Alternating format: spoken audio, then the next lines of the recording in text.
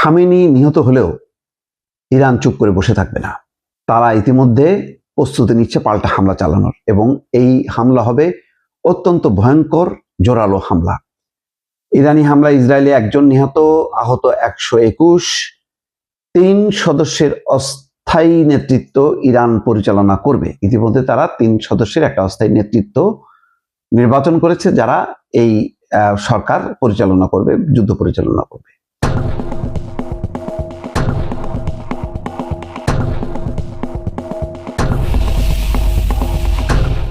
Khamenei এখন শহীদ, বড় ভুল করেছে যুক্তরাষ্ট্র।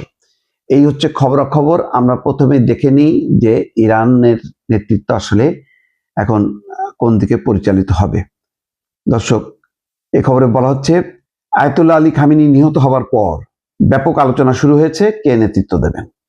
ইরান জানিয়েছে প্রেসিডেন্ট, বিচার বিভাগের প্রধান এবং গার্ডিয়ান কাউন্সিলের একজন ইসলামিক আইনজীবী 3 সদস্যের একটি অস্থায়ী নেতৃত্ব পরিষদ গঠন করে সাময়িকভাবে দেশের সব শীর্ষ নেতৃত্বের পরিচালনার দায়িত্ব পালন করবে। ইরানের প্রেসিডেন্ট, বর্তমান যে প্রেসিডেন্ট, বিচার বিভাগের প্রধান এবং আইনজীবী, ইসলামিক আইনজীবী, একজন ইসলামিক আইনজীবী, তিনি হচ্ছেন গার্ডিয়ান কাউন্সিলের একজন আইনজীবী। এই 3 জন মিলে এখন অস্থায়ীভাবে দেশটা পরিচালনা করবে। এটি ইরানের সংবিধানের ধারা 111 অনুযায়ী দফায় দফায় করা হয়ে থাকে।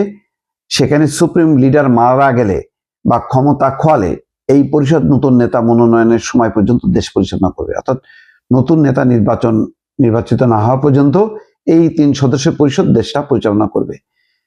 এই 3 সদস্য পরিষদে সাধারণত থাকেন প্রেসিডেন্ট, বিচার বিভাগের প্রধান এবং গার্ডিয়ান কাউন্সিলের একজন জুরি, যাকে এক্সপিরিয়েন্স ডিসার্নমেন্ট কাউন্সিল নির্বাচন করে।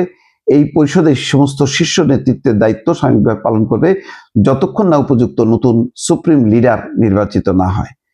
এই খবরের পাশাপাশি যেটি আছে, খামেনি এখন শহীদ, সেই খবরে বলা হচ্ছে যে কিলোওয়ান গ্রুপের কৌশলগত উপদেষ্টা এবং ওয়াশিংটন ডিসি ভিত্তিক থিঙ্ক ট্যাঙ্ক আটলান্টিক কাউন্সিলের উপদেষ্টা হারলান উলম্যান বলেছেন, খামেনিকে হত্যার মাধ্যমে যুক্তরাষ্ট্র বড় ভুল করেছে, এমনটাই তিনি মনে করেন।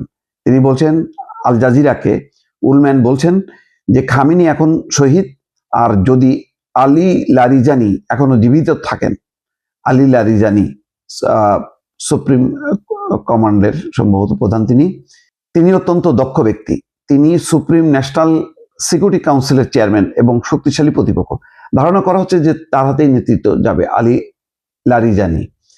উলম্যান বলেন, ভেনেজুয়েলার প্রেসিডেন্ট নিকোলাস মাদুরোকে চলতি বছরের জানুয়ারির শুরুতে মার্কিন বাহিনী অপহরণ করে, তেমনিভাবে ইরানের নেতৃত্ব আলোচনায় বসবে, এমনটা ওয়াশিংটন আশা করা উচিত। অর্থাৎ ভেনেজুয়েলার পরিণতি, ভেনেজুয়েলার নেতৃত্ব পরে বশ্যতা স্বীকার করে আমেরিকার সাথে আলোচনা করেছে, এটা ইরানের কাছ থেকে সেই আশার গুড়ে বালি। তিনি বলেন, আমরা ইরানের সব নেতৃত্বকে হত্যা করেছি, এতে তারা আজও আলোচনার যোগ্য হয়ে উঠবে কিনা আমি নিশ্চিত নই। আমার মনে হয় আমরা লারিজানিকে আরো ক্ষমতাবান করে তুলেছি, আর তা ভবিষ্যতে আমাদের জন্য বিপদ ডেকে আনতে পারে।